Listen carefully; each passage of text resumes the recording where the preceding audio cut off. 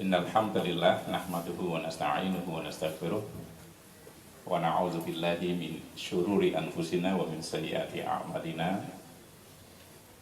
May yahdihillahu fala mudhillalah wa may yudlilhu fala hadiyalah. Asyhadu an la ilaha illallah wahdahu la syarikalah wa asyhadu anna Muhammadan abduhu wa rasuluhu la nabiyya ba'dah. Allahumma salli wa sallim wa barik ala Muhammad wa ala alihi wa ashabihi wa mawala. Yang sangat kami hormati Mahmud dari pimpinan daerah Muhammadiyah Sukoharjo, pimpinan cabang Muhammadiyah Baki, Gata, Kartosuro, yang diwakili oleh bukan saya,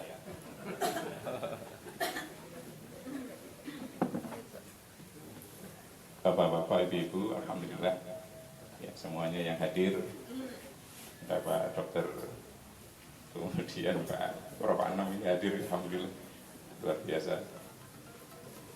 Dan bapak-bapak, ibu-ibu yang mohon maaf tidak bisa saya sebut satu persatu. Ada Ufik di sana, Baki ya. Kita bersyukur kepada Allah Subhanahu wa Ta'ala, alhamdulillah ya, ini kita hadir di majelis yang luar biasa. Tidak hanya gabungan dari Baki, kemudian Gata dan Kartosuro begitu. Ini saya malah mewakili PDM Surakarta. Ya begitu. Karena saya tinggal di Sukoharjo, tapi masuknya di PDM Surakarta, Pak. Di Majelis Tarjih dan namanya Majelis Tarjih dan Tajdid Solo. Sehingga lengkap ya, Pak. Insya Allah lengkap.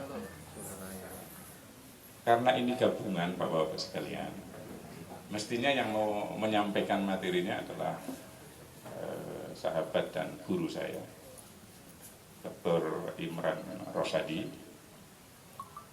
Tetapi ketika tahu saya yang di sini begitu kemarin, malah beliau ada acara begitu kemudian tidak bisa hadir. Nah, di muter ini. Di Semarang. Oh, di Semarang. Ya, jadi di muter daerah Semarang.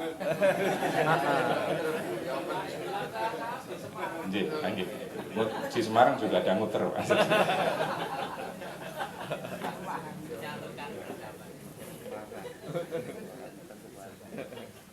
Pertanyaannya kemudian adalah materinya nopo nih Pak. Ya, tadi disinggung Pak Mahmudi tentang KHGT. Insya Allah hari Jumat besok saya menyampaikan tentang KHGT itu di PDM Solo dengan mengumpulkan semua cabang rating dan UPP. Gitu, kita sosialisasi untuk bagaimana penerapan KHGT. Ini memang agak sulit Pak.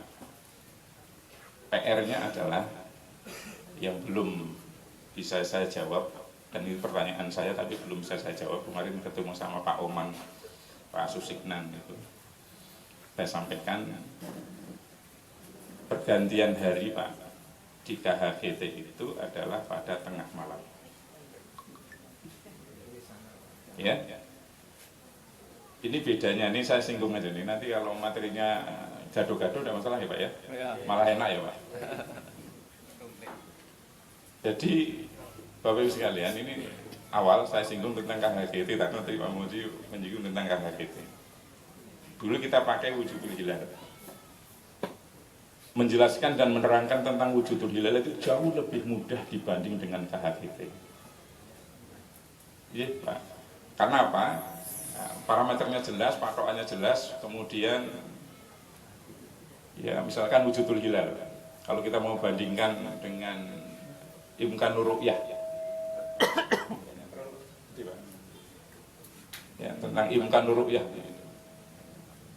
Jadi Bapak sekalian, kalau wujudul hilal itu kan ketika matahari terbenam, ya, matahari terbenam, di mana posisi bulan? Di mana posisi rembulan? Kalau posisi rembulan di atas ufuk berapapun ketinggiannya, maka itu sudah dianggap wujud. Berapapun ketinggiannya. Karena parameternya adalah 0 derajat wujudul hilal itu. Nah, sehingga gampang Pak, mudah ini. Kita hitung bahkan 5 tahun yang akan datang misalkan kita hitung itu. Nah, bulan Ramadan. 1 Ramadannya kapan? Nah, gitu kan, itu bisa dihitung. Begitu matahari terbenam, ada garis ufuk, di mana posisi hilal? Bulannya di mana? Di atas atau di bawah ufuk? Kalau di atas ufuk, nah itu masuk hari itu. Pergantian harinya, ibu-ibu dan bapak, pergantian harinya adalah pada saat ghurubus syams. Pada saat terbenam matahari. Sehingga kalau mau kemudian dikomparasikan dengan atau dibandingkan dengan imkan ru'yah, Bapak sekalian, imkan ru'yah itu patokannya 3 derajat. Ya, 3 derajat. Dulu 2 derajat. Nah, gitu dulu 2 derajat.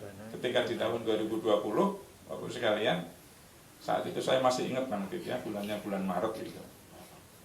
Ketika harga-harga naik, termasuk BBM naik, ketinggian derajatnya juga dinaikkan juga itu Pak. Jadi 3 derajat. Sampai hari ini imkan ru'yah 3 derajat. Jadi begitu.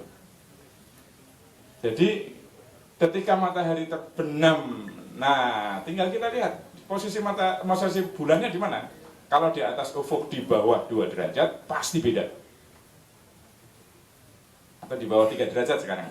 Pasti beda. Pasti beda. Kalau di bawah 3 derajat. Udah gitu aja kalau mau lihat bapak-bapak melihat ini kita beda apa enggak ya dengan pemerintah gitu kan. Itu gitu aja. Dilihat tinggi hilalnya. Berapa derajat? Oh, 2 derajat 30 menit. Oh, pasti beda itu. Tapi kalau kemudian di atas 3 derajat, ibu-ibu dan bapak, oh pasti sama.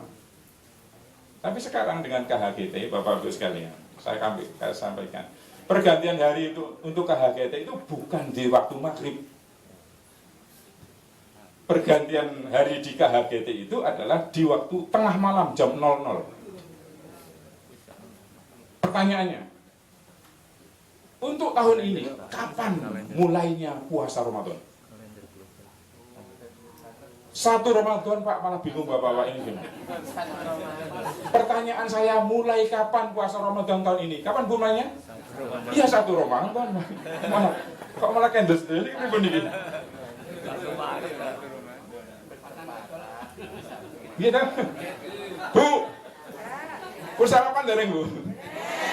Dereng. Insyaallah nggih, habis ini ada sarapan di rumah masing-masing. Ada ya, pasar ada ya. Oh ada tak? Oh iya, dilawi piring itu? Pun siap? Ya. Saya kira cukup ya Bu.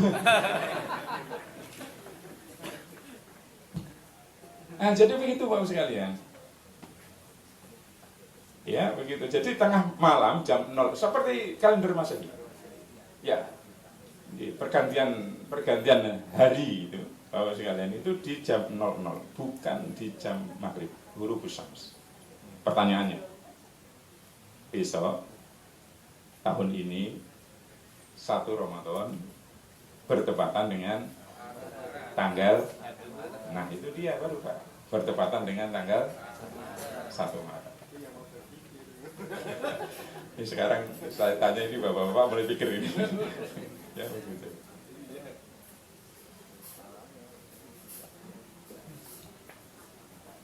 Yang kemudian kalau Bapak Ibu mau membandingkan dengan imkan ru'yah, maka Pak Ibu, tinggi hilal besok pada saat terbenam matahari tanggal 28 itu, ketinggian hilalnya hanya 0 derajat sekitar 17 menit.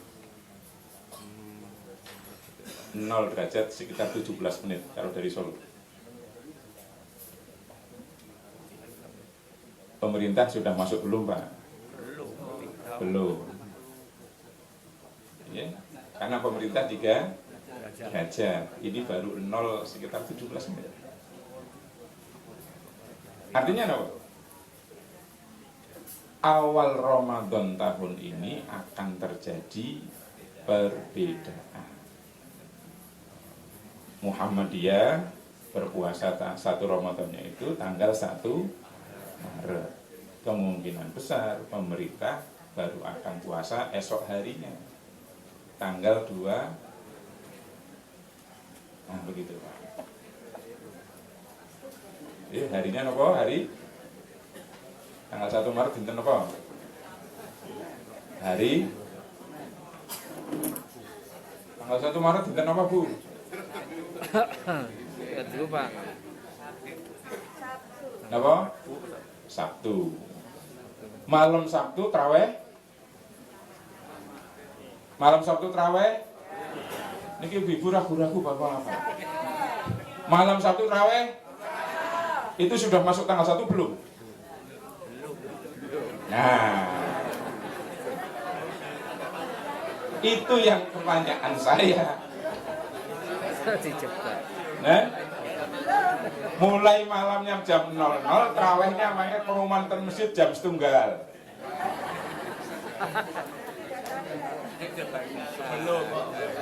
Tanggal 25 besok, ya Pak, kami di Majelis Tarjih Jawa Tengah itu nanti baru akan membahas ini.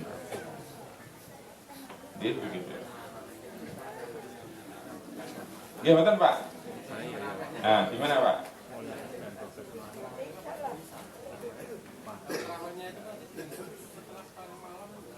Nah, itu makanya ini yang menjadi pertanyaan. Pun saniki ngeten mawon, mboten saya dibahas.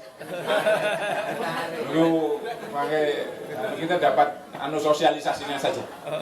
Jadi dengan argumen dan dalil-dalil yang kemudian dipakai.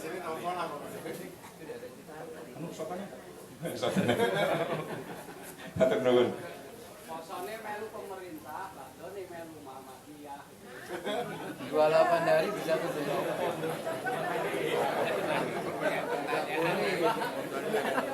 Ini bukan fatwa pimpinan cabang Muhammadiyah Batak.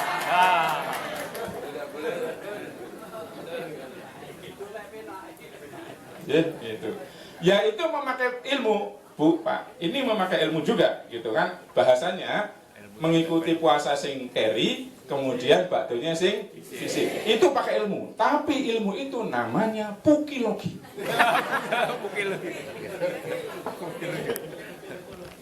Nah, itu namanya itu. Ilmunya ilmu pukilogi. Nanti maka oleh karena itu ibu-ibu dan bapak rahimakumullah, ya bahasa kita ini bismillah begitu ya. Nah, kita akan puasa tanggal 1 Ramadan bertepatan dengan insya Allah hari Sabtu tanggal 1 Maret. Hal yang kemudian disampaikan nanti harus diketahui bahwa akan terjadi perbedaan di awal Ramadan, tetapi tidak akan terjadi perbedaan di akhir Ramadan. Tadi Pak Mahmudi menyampaikan nggih pun produk nyicil ayam 1 129. Nyicil ayamnya itu Bapak sekalian, bakdonya sareng nih. Kalau bakdonya sareng niku ya lumayan menenangkan gitu. Di tempat saya kemarin dulu itu Bu, itu terjadi perbedaan. Jadi pas kita berbeda itu suami istri beda. Istrinya ikut Muhammadiyah, suaminya ikut pemerintah. Jadi istrinya dan anak-anak sholatnya hari pertama, jadi Bapak sekalian, suaminya sholatnya hari yang kedua, dari keduanya Muhammadiyah itu. Yang menarik Pak, ibu-ibu. Nah, itu cerita istrinya cerita sama saya karena di kelas jamaah begitu. Cerita, wah, bilang menyatakan bahwa selesai sholat itu saya mau sungkem sama suami, tapi rupa-rupanya ditolak. Pak badhe sungkemnya sesuk. Karena aku sholatnya sesuk. Nah ini nanti perlu dibahas lagi nih, apa hubungannya sungkem dengan sholat gitu ya, begitu. Terus kemudian ditanyakan nopo hukumnya juga Pak itu. Sholat sungkem dadak nunggu sholat. Ya, jadi oleh karena itu ibu-ibu dan bapak ini memang Muhammadiyah sudah menetapkan dengan tanfidnya setelah Munas Tardif di Pekalongan 32 kemarin, bahwa Muhammadiyah memakai kalender Hijriah global tunggal. Pak insyaallah Bapak sekalian, nah, dengan kalender Hijriah global tunggal itu kalau kemudian disepakati ya tidak ada terjadi perbedaan. Cuman ini memang membutuhkan waktu yang barangkali ya Pak, membutuhkan waktu yang sangat lama. Kalau kita mengacu kepada kalender Masehi, Bapak sekalian, wah itu berapa ribu tahun itu? Ya. Untuk kemudian sampai pada kalender yang sekarang ini yang kita pakai, begitu. Karena kita memakai kalender ini kan ada 3 itu Pak. Kita pakai kalender 3 nih Bu, Pak. Satu kalender Masehi, yang kedua kalender Hijriyah, yang ketiga kalender Jawa Islam. Sering saya sampaikan Pak, promosinya saya sampaikan. Kalau kalender Masehi itu ada di dalam kepala kita.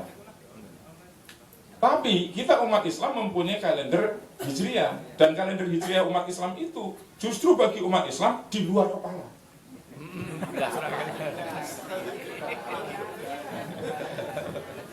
Di luar kepala, betul-betul di luar kepala. Jangankan Bapak Ibu ditanya tanggal, suruh ngurut kayak bulan saja itu. Ya begitu. Suruh ngurut kayak ngurut kayak gitu. Ya kalau yang ketiga Jawa Islam. Jawa Islam ini saya kalau melihat dari sini bapak-bapak ini kan hampir kebanyakan ini kan generasi kolonial ini. Karena ada generasi kolonial, ada generasi milenial gitu. Kalau generasi kolonial ini ya agak-agak nyambung-nyambung dengan kalender Jawa Islam itu. Ya suro. Kita kalau mau tes Pak ya, yang di luar kepala dengan yang di dalam kepala itu, habis Muharram napa Bu? Asing jawab Bapak malah. Habis Muharram napa Bu? Sofar, sana sapar. Jawa Islam itu. Sofar, habis Sofar Rabiul Awal, habis Rabiul Awal Rabiul Akhir. Ya. Tapi kalau di Jawa Islam Pak, itu yang jawab tadi lebih banyak. Habis suruh apa Bu? Ya, itu kamu kata nih. Sapar terus mulut. Baktu mulut. At-Taubah 36. Inna iddatas syuhuri indallahi 12 syahrun fi kitabillahi yauma khalaqas samawati wal ard minha arba'atun hurum. Dzalika dinul qayyim fala tazlimu fihinna anfusakum. At-Taubah 36. Dalam 1 tahun Bapak Ibu ada 12 bulan. Maka di kalender-kalender ini ada 12 bulan. Jadi begitu. Nah, oleh karena itu, tapi yang menarik nanti Bapak sekalian, dari 12 bulan itu Allah menyampaikan minha arba'atun hurum. Ada 4 bulan yang dimuliakan, 4 bulan yang diharamkan. Ibnu Rajab menyatakan diharamkan itu adalah diharamkan untuk berperang. Ya, perang itu diharamkan. Tapi sistem kalender di tanah Arab waktu itu Pak, itu gabungan, namanya lunisolar, gabungan antara sistem memakai Syamsiyah dengan Qamariyah, sehingga terjadi interkalasi. Interkalasi itu satu suku itu tidak cukup 12, sampai 13 begitu. Yang suku lain masih 12, selesai bulan baru, tahun baru sini masih 13. Sehingga apa? Suku yang merasa ini masih 13 bisa menyerang suku yang lain begitu. Padahal tadi belum masuk Muharram, sini sudah Muharram, yang sana belum masuk Muharram, ini menyerang. Sehingga kemudian ditetapkanlah, interkalasi dihapuskan dengan ayat ini, bahwa bilangan bulan ditetapkan Allah Subhanahu wa taala sebanyak 12 bulan. Nah, jadi ini sekalian yang berkaitan dengan kalender Hijriah global tunggal. Dan kemudian Bapak Ibu, perbedaan-perbedaan itu akan terminimalisir. Syukur-syukur nanti sampai satu titik tertentu, kalau kemudian bisa disepakati Pak Ibu, KHGT bisa disepakati ya alhamdulillah. Jadi begitu. Artinya ya perbedaan tidak ada. Jadi begitu. Ini ada tanya jawab Pak? Ada tanya jawab Pak? Ada nih. Pak Imron kemarin saya tanya materinya apa? Materinya tentang zakat. Zakat dan wakaf. Wah, materinya ini lumayan ya Pak ya. Zakat, harusnya zakat sendiri, wakaf sendiri jangan digabungkan gitu. Ya begitu, apalagi sekarang ini wakaf ini sudah masuk pada taraf yang namanya wakaf tunai. Nah, begitu. Zakat Bapak Ibu sekalian. Zakat itu kita lihat di dalam Al-Qur'an ya, kalau kemudian secara bahasa zakat ini artinya suci. Di dalam bahasa Arab yang berarti suci itu satu zakat, kemudian yang kedua adalah al-quds, kudus, kemudian yang ketiga adalah toharo. Ya, toharo itu suci. Jadi ada zakat seperti pada surat Al-A'la, qad aflaha man tazakka. Ya, itu. Kemudian yang kedua tentang al-qudus itu. Kudus itu artinya suci itu. Nah, seperti kalau bapak-bapak ibu-ibu selesai sholat tarawih, selesai sholat witir, subhanal malikil kudus, kemudian ada toharo, suci. Tapi nanti ada kata bapak sekalian yang ternyata kalau di dalam kamus bahasa Arab akan sulit menemukan artinya suci, yakni kata fitri. Iya Pak? Karena ini nanti zakat kan terbagi menjadi dua macam itu. Ya, dua macam. Zakat mal dengan zakat fitrah ya Pak. Sebenarnya namanya zakat fitri Pak. Sebenarnya itu namanya zakat fitri karena tidak ada satupun teks hadis yang menyebutkan dengan kata kalimat zakatul fitrah, enggak ada. Karena fitri dengan fitrah itu berbeda Pak. Ini kajian kebahasaan. Fitri dengan fitrah itu beda. Kalau fitrah itu naluri berketuhanan, itu fitrah. Hadisnya kullu mauludin yuladu alal fitrah. Fitrah itu adalah naluri berketuhanan. Ini kaitannya dengan surat Al-A'raf ayat 172. Ikrar primordial kita ini dengan Allah Subhanahu wa taala. Banyak nanti cek surat Al-A'raf ayat 172. Jadi begitu. Alastu birabbikum qalu bala syahidna itu. Maka ketika itu dijanji kemudian kita keluar dari perut ibu kita, surat An-Nahl 78, kita keluar dari perut ibu kita dan kemudian di sana disebutkan hadisnya tadi, kullu mauludin yuladu alal fitrah. Setiap anak yang dilahirkan membawa naluri berketuhanan. Kalau dalam konsep keindonesiaan Pak, setiap anak yang lahir membawa hutang. Ya karena Indonesia utangnya banyak itu. Bawa utang. Jadi begitu. Kali dalam konsep akidah dan ketuhanan, Bapak Ibu sekalian, ya, membawa fitrah itu naluri berketuhanan. Sementara kalau fitri nomor Bapak Ibu, fitri itu kalau dalam kamus di bahasa Arab manapun, Bapak sekalian, tidak akan kita dapatkan kata fitri itu bermakna suci. Tidak ada. Al-fitru, mana al-fitru? Al-fitru iftar. Ya kalau Pak Srianto dengan Pak Anam ini al-iftar, al-fitri bermakna kasratus saum. Kasratus saum. Kasratus saum, kasrah itu break. Ya. Kasrah itu break. Kalau saum fasting. Ya, fasting. Kalau digabungkan fitri bermakna kasratus saum, artinya break. Artinya apa? Fitri secara kajian bahasa, pendekatan bahasa adalah sarapan. Enten Bu Fitri? Jangan dipanggil Bu Sarapan. Nyun ngapunten ini Pak ya, kalau bahasa itu. Sehingga kalimat Idul Fitri, Idul Fitri, Id itu kembali, Fitri, sarapan. Hari itu Pak sebelum panjenengan tindak di lapangan, sarapan.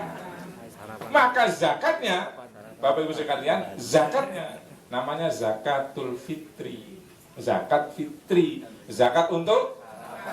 Nah, materinya mana Pak? Materinya adalah bahan makanan pokok masyarakat setempat. Itu Muhammadiyah menggunakan kias itu. Ya, memakai ijtihad menggunakan kias. Jadi bahan makanan ini menjadi materi zakat fitri Pak. Kalau bapak-bapak ibu-ibu ditanya ada enggak hadisnya Rasulullah atau hadis-hadis yang menyebutkan zakat fitri pakai beras? Ada betul? Enggak ada. Yang ada adalah tamar, yang kedua sa'ir. Jadi begitu. Yang ada adalah tamar, kurma, kemudian sa'ir gandum. Jadi begitu Pak sekalian. Sehingga yang menjadi zakat fitri ini, Bapak itu zakat fitrah tadi, materinya adalah bahan makanan pokok masyarakat setempat. Jadi begitu. Ibu-ibu, bapak, makanan pokok panjenengan apa? Nah, gini dia. Ayo Bu, makanan pokok panjenengan apa? Nasi. Saya tidak tanya bahannya.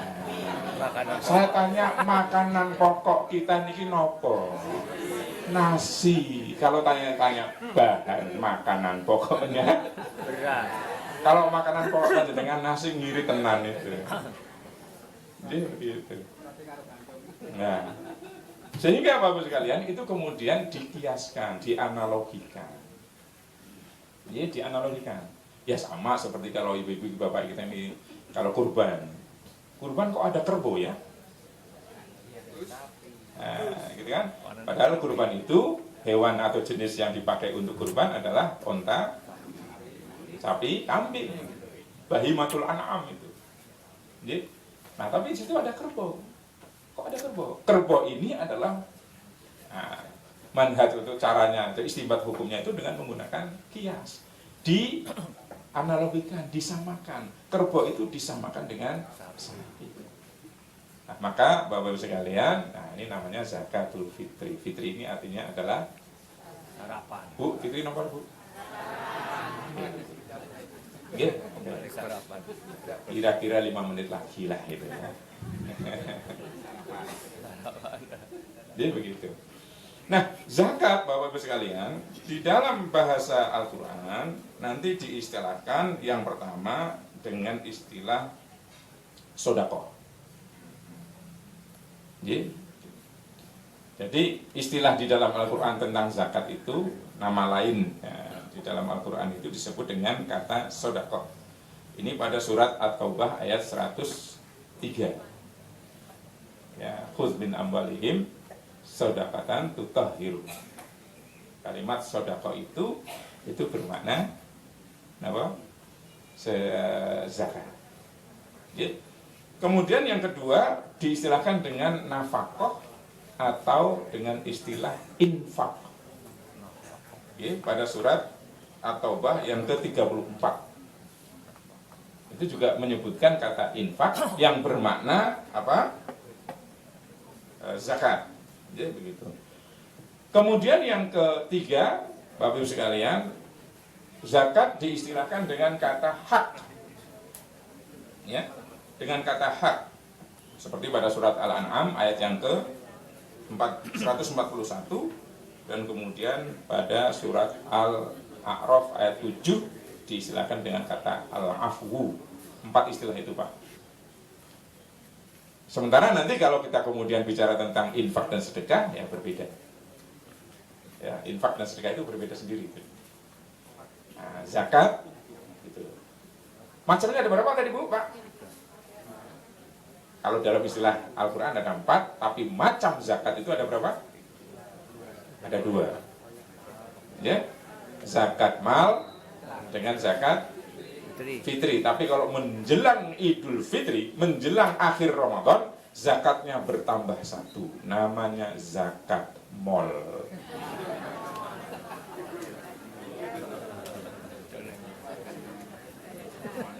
Ya, di mana zakat mal itu menggunakan uang yang ada gambar pecinya.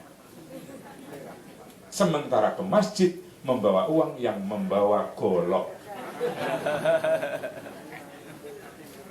Makanya itu Pak, sampaikan orang-orang mengatakan masjid itu radikal itu ya. Masjid itu radikal, kenapa? Karena yang membawa uang ke mana Pak? Yang dibawa ke masjid itu uang-uang yang ada goloknya itu. Sementara peci, yang pakai peci itu Pak, ibu-ibu ini, ibu-ibu hafal banget ini. Gambar yang ada 2 orang laki-laki pakai peci itu, biasanya sobone di mall, tidak di masjid. Coba ibu-ibu di masjid salat tarawih, ada kotak infak, buka dompet Pak, ada merah biru, kira-kira yang dimasukkan yang berapa? Sangat jarang peci masuk di masjid, itu sangat jarang. Golok yang dicari, yang golok itu tidak ada, itu pati murah. Jadi itu yang masuk di, masya Allah. Ya, ibu-ibu dan bapak rahimahumullah, kalau zakat fitri saya kira jelas, ini nanti materi-materi zakat fitri bisa disampaikan oleh apa namanya Pak, oleh para mubalik ya, para kultumer gitu biasanya gitu kan.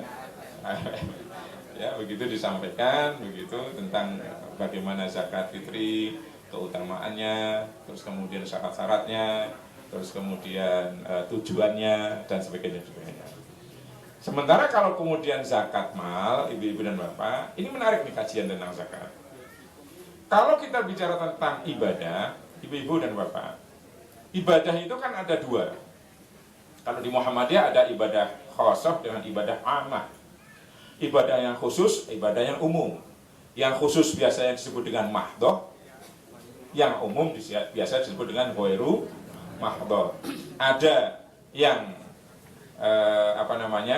ada yang sudah tertentu, ya sudah ada tertentu. Kalau bahasa yang agak keren itu ada yang ibadah itu dogmatis, unreasonable.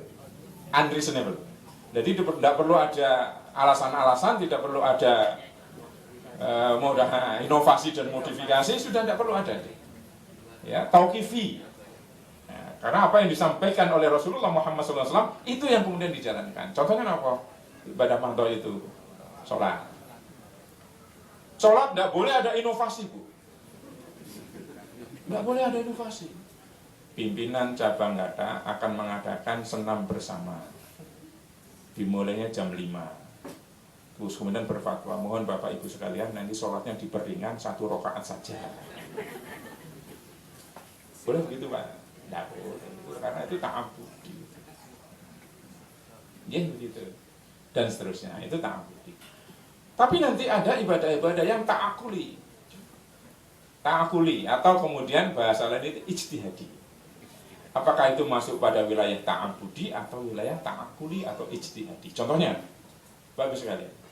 Penetapan tanggal 1 Ramadan, tadi kembali, penetapan tanggal 1 Ramadan, tanggal 1 Syawal, tanggal 1 Dzulhijjah, atau penetapan tanggal 1 setiap bulan pada kalender Hijriah, ini termasuk aneh loh Pak, ini Pak. Kenapa aneh? Kita punya 12 bulan dalam kalender Hijriah. Tapi yang ramai berapa bulan Pak? 3. Hanya 3 bulan yang ramai. Gitu? Ramadan, Syawal, Dzulhijjah, itu aja. Pergantian tahun ramai betul? Ramainya di Mangkunegaran Pak. Ada kebo bule sana. Gitu? Nah ini yang aneh ini. Kita punya kalender Hijriah, tapi yang ramai. Kenapa ramai? Ya karena di 3 bulan itu ada ibadah-ibadah yang mahdoh tadi. Ada puasa, mengakhiri puasa, kemudian ada puasa Arafah, kemudian haji. Jadi Pak Ibu-ibu, itu ada. Tetapi menentukan tanggal satunya itu ta'abudi atau ta'akuli atau ijtihadi. Kalau ta'abudi, Bapak sekalian, cara dan metode menentukan tanggal 1 itu dianggap ta'abudi Kalau kemudian tidak dilakukan, Bapak sekalian, kalau tidak dilakukan, maka bisa menjadi batal. Dulu zaman Rasulullah itu menentukan awal Syawal, awal Ramadan itu dengan menggunakan metode ruqyah. Dan kalau Bapak Ibu nanti baca jurnal-jurnal tentang ruqyah, itu sampai 80-an Pak, 1980-an itu. Benturan antara hisab dengan ruqyah itu terjadi itu. Tapi masuk ke 1990-an Pak Ibu sekalian, ruqyah, mohon maaf ini ya, bahasa saya lebih lugas itu. Ruqyah itu sudah mulai ditinggalkan. Malu-malu untuk ditinggalkan ruqyah itu. Nggih Pak, cobain nggih. Coba lihat. Kalau pemerintah Arab Saudi, Bapak sekalian, itu menggunakan ruqyah, menentukan metode ruqyah itu dipergunakan pada 3 bulan tadi. Itu betul-betul menggunakan ruqyah, Pak. Biasa kita istilahkan dengan ruqyah murni. Artinya apa, Pak? Hasil hisab itu tidak dipakai sama sekali. Begitu ada orang yang mengaku melihat hilal atau tim ruqyahnya menyampaikan melihat hilal, kemudian ia disumpah, maka itu yang dipakai untuk menentukan tanggal 1 bulan baru. Begitu, Pak. Hasil hisabnya tidak dipakai. Begitu tidak dipakai Pak hasil hisab. Asal ada yang menyatakan mengklaim melihat hilal, kemudian disumpah, itu yang dipakai. Itu namanya ruqyah murni, Pak. Bapak sekalian, di Indonesia gimana? Imkanur ruqyah. Pakainya imkanur ruqyah. Imkanur ruqyah itu dasarnya apa, Pak? Hisab. Imkanur ruqyah itu dasarnya hisab. Dihitung. Ya, dihitung. Oh, ternyata ketika tanggal 29 Sya'ban, ya Bapak sekalian, ketika matahari terbenam, ya, bulan itu di atas ufuk 2 derajat 30 menit. Sementara imkanur ruqyah 3 derajat. Masuk belum? Belum masuk. Tapi ada yang ruqyah. Mengklaim dia melihat hilal dan berani disumpah. Diterima enggak? Itu tidak diterima. Itu yang kemudian saya sampaikan, malu-malu menggunakan ruqyah itu atau meninggalkan ruqyah itu malu-malu, Pak. Yang ditetapkan yang mana? Yang 3 derajat. 3 derajat patokan apa? Hisab. Maka jadilah 1990-an itu Pak Ibu sekalian, benturannya adalah hisab dengan hisab, bukan ruqyah dengan hisab. Kalau kemudian ruqyah dianggap sebagai ta'abudi, Pak, kalau ruqyah itu tidak dilakukan, betul? Maka puasanya menjadi tidak sah. Tapi Muhammadiyah, Bapak sekalian, Muhammadiyah mendudukkan persoalan penentuan tanggal 1 di kalender itu sebagai ijtihadi, ta'akuli. Sehingga tidak harus menggunakan ruqyah dan tidak harus melihat hilal. Bahasa kita mboten sah nginceng hilal, tetapi hasil hisabnya kayak apa, kemudian itu yang dipakai untuk penentuan tanggal 1 bulan baru. Nah, menjadi persoalan Bapak sekalian adalah zakat. Jadi zakat itu menjadi persoalan Bapak sekalian. Apakah zakat itu ta'abudi atau ta'akuli? Zakat itu ta'abudi atau ijtihadi? Ini yang jadi persoalan. Kalau ta'abudi maka tidak ada zakat profesi, Pak. Gitu? Tidak ada. Kita kajian zakat klasik itu. Tidak ada, Pak. Yang memunculkan tentang zakat profesi itu ada di dalam kitab Fiqhuz Zakah Syekh Yusuf Qaradawi, yang kemudian itu disosialisasikan Bapak sekalian. Kita baca jurnalnya Profesor Zakiyah Derajat itu tahun 1968, Pak. Prof. Zakiyah Derajat itu mulai mengenalkan zakat, namanya Fiqhuz Zakah. Nah, kalau kemudian itu ta'abudi, tidak bisa. Ya tapi tidak bisa. Nah inilah kemudian Bapak sekalian di Muhammadiyah, nah, ini didudukkan zakat itu pada sisi ya ta'abudi, tapi bukan ta'abudi yang ansih begitu. Tetapi ada bagian-bagian zakat itu yang ta'akuli atau ijtihadi. Nah itu nanti ada zakat profesi, zakat boleh, bahkan zakat institusi gitu Pak. Gitu, Pak Ibu-ibu zakat institusi yang kan? Oh ada zakat institusi itu nanti. Perusahaan itu loh Pak. Nah, perusahaan ada zakatnya. Kalau kita mengacu kepada kajian zakat klasik tidak ada Pak. Begitu. Atau kemudian masuk lagi zakat itu menjadi pengurang pajak gitu. Atau enggak ada. Ya begitu, walaupun sekarang 12% ya Pak ya.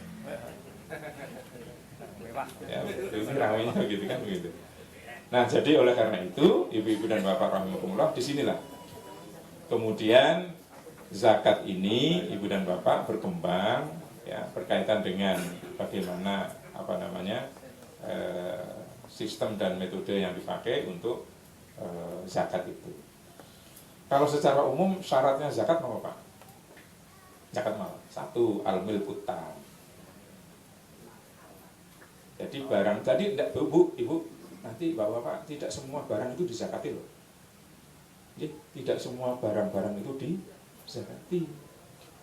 Syaratnya 1 al-milkut tam. Milkut tam itu adalah milik, sudah betul-betul milik sempurna kita ini. Al-milkut tam itu. Kalau kredit, sing banter banget ya Pak, sing kredit. Misalnya kayak kredit kan. Gitu, sehingga naik sepeda motor aja bunyinya didit gitu ya. Jadi al-milkut tam, Pak. Ya, al-milkut tam. Itu harus milik secara, kalau bahasa itu Pak, SHM ya. Ya, begitu. Yang kedua adalah an-nama. An-nama itu berkembang. Maka harta ini bisa berkembang. Jadi begitu. Sehingga nanti kalau kita bicara tentang sesuatu yang bisa berkembang dan harganya naik, misalkan itu emas. Ya, emas itu harganya naik terus ya. Emas itu harganya naik. Begitu. Apalagi nanti kalau, ya tadi Pak, ini saya kemarin ada ditanyakan begini Pak. Ada ustadz menyampaikan bahwa ketika Bapak Ibu mempunyai emas, ya begitu, syaratnya kan 1 nisab dengan haul tadi. Saya teruskan dulu ceritanya belakangan. Jadi al-milkut tam, an-nama, ya berkembang. Kemudian yang selanjutnya adalah nisab. Ada kadarnya. Ini kadarnya. Nanti masing-masing akan berbeda-beda. Misalkan Bapak Ibu yang petani harta panenan begitu, nisabnya akan berbeda. Kemudian yang ketiga, yang keempat adalah al-haul. Haul itu artinya sudah mencapai ya 1 tahun. Okay. Kemudian ada ulama yang menambahkan syarat yang selanjutnya adalah sudah memenuhi al-hajah al-asliyah.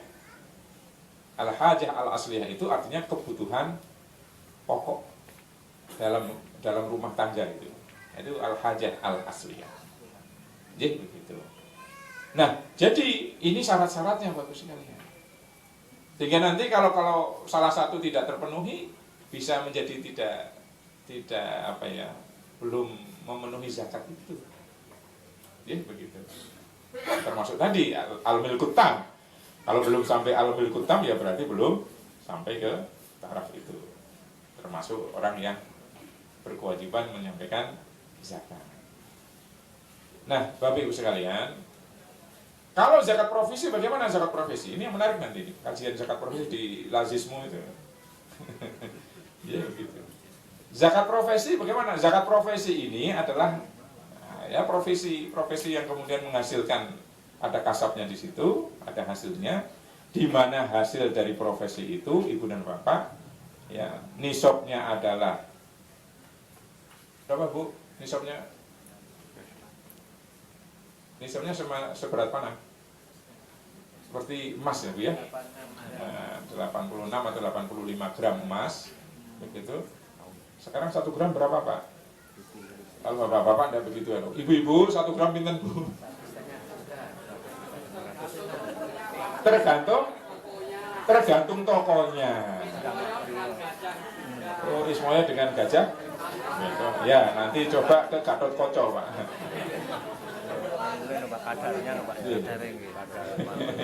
Pak Rombe ini hafal banget ini antara Ismoyo dengan 1,6. sekarang 1,6. Ya, Mantap. ya. Tapi sekarang ini mohon maaf Bu, ini ngomong ke masakan ya. Yang kalau apa namanya Pak Ibu-ibu, kalau emas yang antam gitu bahkan bisa tidak sampai 24 karat itu. Tapi sekarang ada model baru Pak, yang kemudian berkembang terus ini, namanya dinar itu. Ya, dinar itu 24 karat itu Pak. Ya begitu. 1,6, 85 gram emas. Ya, jadi 1,6 kali 85, 1,6, 136. Ya gitu. Oke Pak, 136 juta. Jadi Pak Ibu, bapak-bapak punya gajinya dikumpulkan dalam 1 tahun sampai enggak 136 juta.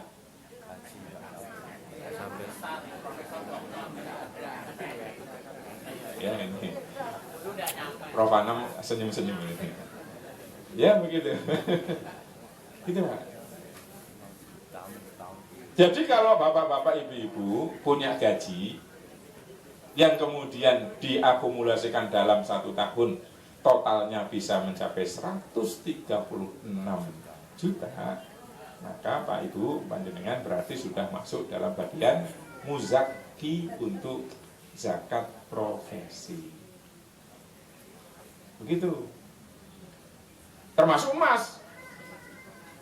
Emas, ibu-ibu punya emas. Disimpan, itu kan barang simpanan ini. Emas. Berapa? 85 gram. Harus disimpan dalam haul 1 tahun. Nah, yang menarik nanti, ini yang tadi saya sampaikan, yang saya kemudian mau saya ceritakan, ada ibu-ibu punya simpanan emas 86 gram. Ya begitu, 86 gram emas itu kalau beratnya berarti kena ya. Haulnya 1 tahun, jadi kalau sudah disimpan dalam masa 1 tahun, beratnya 86 gram, maka ia terkena zakat. Tapi Bu, di bulan 10 dikurangi.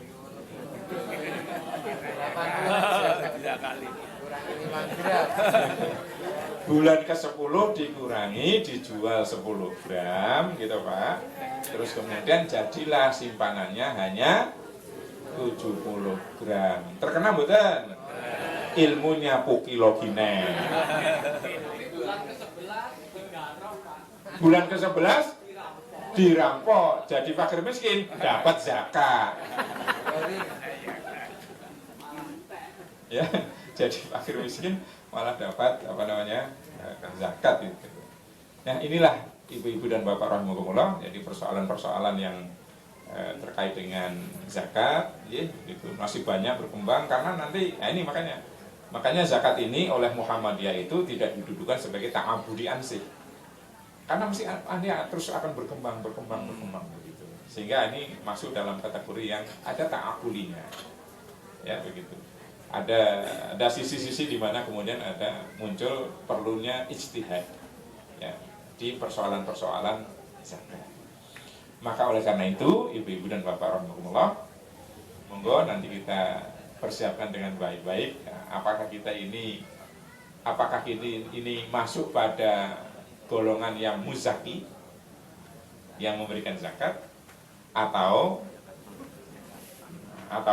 belum sampai muzaki, tapi ya kita ini baru tarafnya orang yang gemar bersedekah dan berinfak, atau malah mustahik,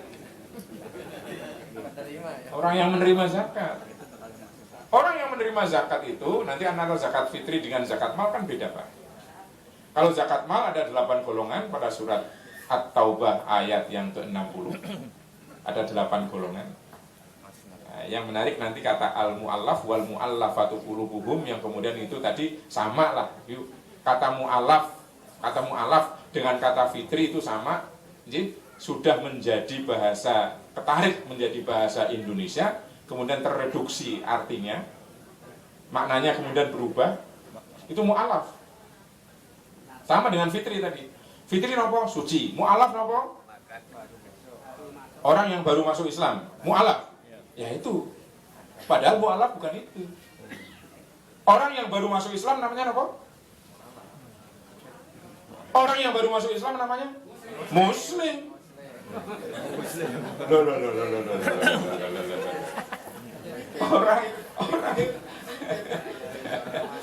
Orang yang baru masuk Islam namanya Muslim. Mu'allaf itu sebelum masuk. Itu maknanya Pak. Tapi ya sudahlah, itu salah kaprah bahasa nggih Pak. Itu kan jadi salah kaprah. 5 tahun yang lalu masuk Islam, sekarang masih mu'allaf kok. Gimana dia mu'alaf? Gitu kan? Wal mu'allafatu qulubuhum itu kan orang yang sudah condong, cenderung ada keinginan kuat untuk kemudian mempelajari Islam dan kan kemudian ingin masuk Islam, itu mu'allaf. Ditariklah, dikuatkan dengan zakat Pak. Biar apa? Semakin lembut hatinya dengan zakat. Itu wal mu'allafatu qulubuhum. Tapi ya jadilah bahasa Indonesia, maknanya berubah, baru masuk Islam namanya mu'allaf. Itu salah kaprah, seperti bahasa Jawa. Ibu nggodok ngulek sambal, bapak kurang gawean menek kambil gitu.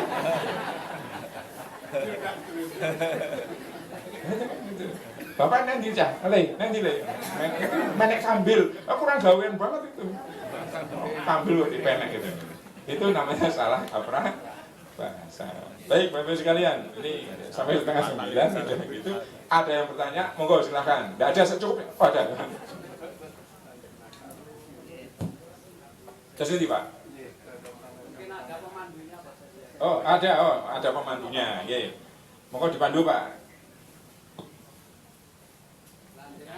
Ada aja. Nggih.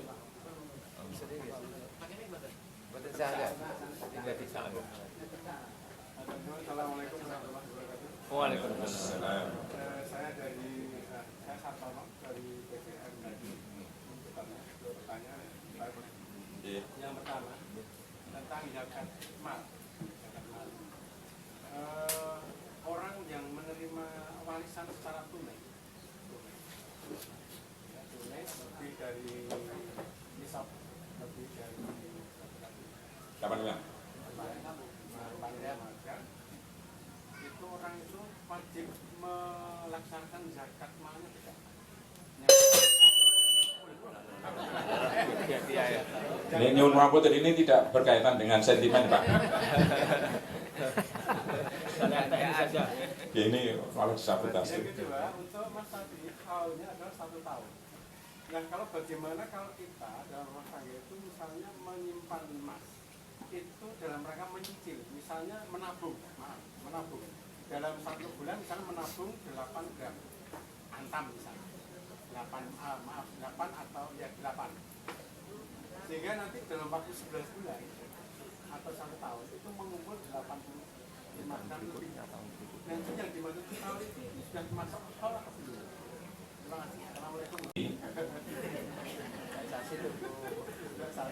Mulai Januari atau mulai Februari nanti kita nyimpen ya Pak, oke sepakat. Kemudian Pak Sartono atau Bu Sartono setiap bulan nanti ada ada ya dana biaya begitu.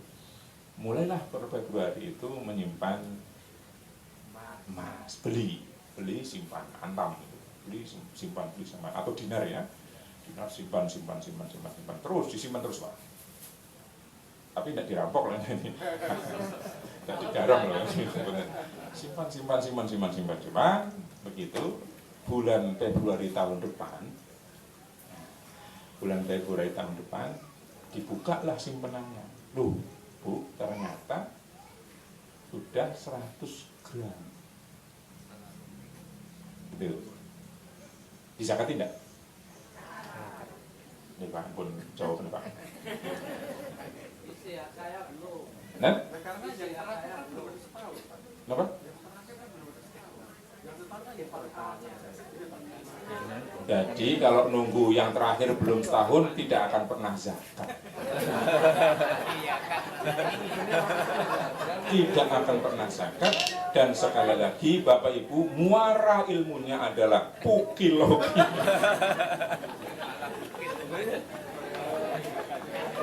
Sama seperti tadi Pak, kita punya 86 gram emas, bulan ke-11 dilongi. Ya begitu. Ini baru bulan ke-11 Pak, bulan ke-11. Bahkan bulan ke-11 itu paling banyak, belinya paling banyak. Yang lain cuma 5. Bulan ke-11 beli 25 gram.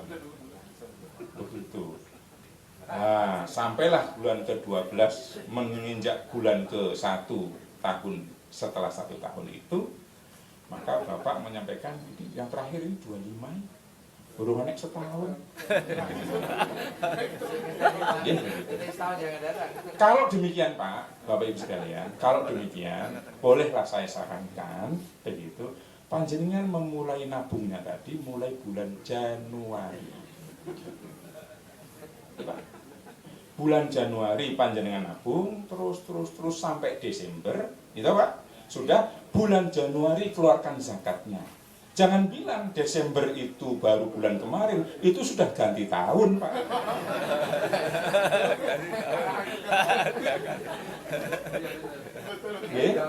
Nah, ini uang pertemuan ini aja sudah 1 tahun ini.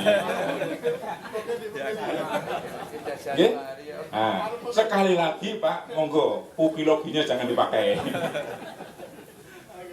Katen? Warisan itu Bapak-Ibu sekalian di Muhammadiyah itu masuk bagian itu. Dengan catatan begitu minimal sekali dikeluarkan kalau sudah mencapai nisab. Ya begitu. Itu. Ya mudah-mudahan warisannya banyak ya, bukan warisan utang.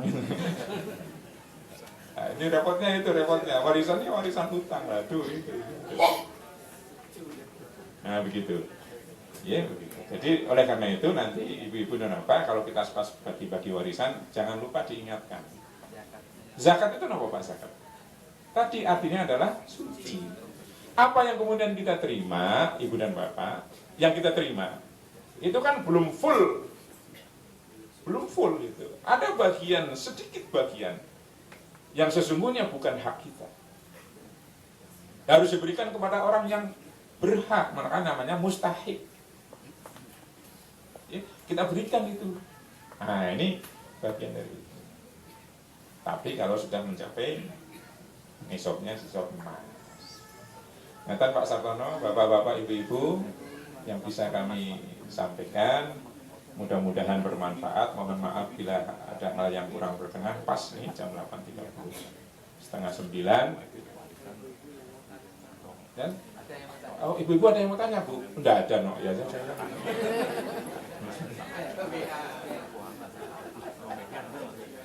Sudah tidak ada itu. Pak, nyuwun ngapunten, di belakang ibu-ibu di belakang itu sudah ada fokus tadi bunyi klonteng gitu. Ya, begitu apalagi kerupuk jatuh produk itu kan. Nyuwun ngapunten ibu-ibu dan bapak. Dan begitu demikian yang bisa kami sampaikan, mudah-mudahan bermanfaat untuk kita bersama. Mohon maaf bapak-bapak, ibu-ibu kalau ada hal-hal yang kurang berkenan. Saya akhiri. Assalamualaikum warahmatullahi wabarakatuh. Waalaikumsalam.